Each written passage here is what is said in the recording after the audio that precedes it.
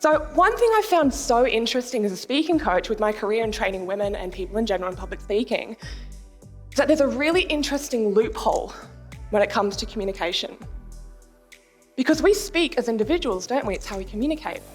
So when it comes to speaking, having conversation, talking in front of people, we assume that it's something we should be really good at. Focus is crucial. And so if you're seeing all this negative stuff, what pages are you following? Who can you follow that bring you more joy? We all have stuff in our lives that doesn't work out. This is life. Whatever it is, decide on your career, believe in that decision, begin doing something about it and become that. We have the opinion that speaking is something that should come naturally to us, right? It's normal, it's how we communicate, we should be good at it. So our expectation for ourselves with communication is set so high. And so often when we do it the very first time and we don't nail it, or we don't ace it, what happens? You're not good enough. Like you to stuff up, isn't it? Make another mistake, yeah? Not like you, of course you fucked up in front of your friends, right? Like things like that, that self-talk that we have is often so correlated when we don't thrive or strive for perfection the very first time we try a new skill. So what I want to teach you today with communication is firstly, let's see it as a skill, not as something you're naturally born with, which means that you can get better at it. You are able to improve your ability to communicate. You are able to get better at public speaking. You are able to enjoy it, believe it or not. And today, I'm going to teach you how. Now, who here thinks that communication is a skill that you are born with? Yeah, a few. Who here believes it's a skill that is learned?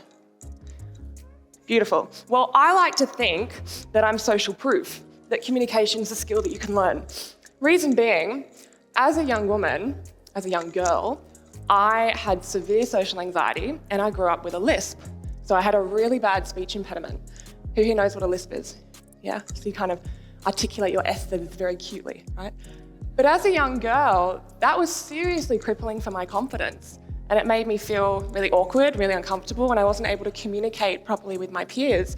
And actually for 6 months of my life, I was mute, didn't talk. Because at school, the bullying became so pervasive that I just shut down.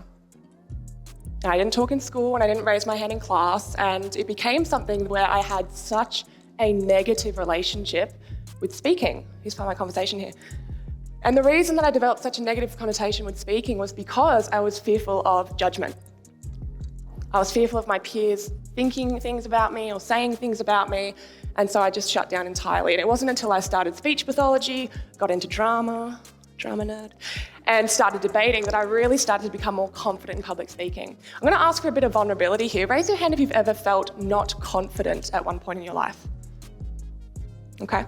Raise your hand if you've ever struggled with self-worth in your life, had low self-esteem. Okay, beautiful. One thing I want to quickly touch on before we begin talking about communication today is a concept I'm really passionate about. And for young people, I hope this really identifies because it's a concept that changed my life. And that is the distinction between confidence and self-worth. Now, confidence, by definition, is belief or faith in your ability to do something. Okay, belief or faith in your ability to do something. But self-worth is how you feel about yourself as a person, your worth as a human being. Right? Now, Brent was just talking about riding a bike before. Who here knows how to ride a bike? Okay, so if I put a bike here, would you be able to stand up, George, and be able to ride a bike pretty comfortably? Yeah, if you would have got on a bike, how would you get on the bike? You ride around? Yeah. There we go. Beautiful. Thank you, George. Thank you. So you feel pretty confident being able to ride a bike, correct? Now, who here remember that's the first time they ever rode a bike? They don't have that memory in their head the first time, few of you. I remember very clearly the first time I rode a bike. It was absolutely traumatizing. My dad was standing next to me. He's like, all right, Annelise, this is a bike. I'm like, okay. So I want you to get on the bike. So do one leg, and I had the training wheels. Anyone start with the training wheels as well? Yeah, you gotta start with the training wheels. And he's like, you're 1 foot here, and you pedal, right? So what happened is I started pedaling, and then I fell off. I grazed my knee, it started bleeding, I started crying. My dad's like, get back on the bike. I'm like, I don't want to get back on the bike. Get back on the bike. I don't want to get back on the bike. Get back on the bike. Okay. I love you, Dad. And I never saw him again. No, I'm kidding. And so what that was really impactful for me was because my first experience riding a bike, I wasn't a confident bike rider. I couldn't call myself a confident bike rider. Why? It was the very first time I'd done it. right? However, as a young girl, I thought I was pretty cool, right? Pretty high self-worth. It's pretty funny, like drama. So just because the very first time I rode a bike I wasn't good at it, didn't mean that I had low self-esteem as a person. Who's following my conversation here?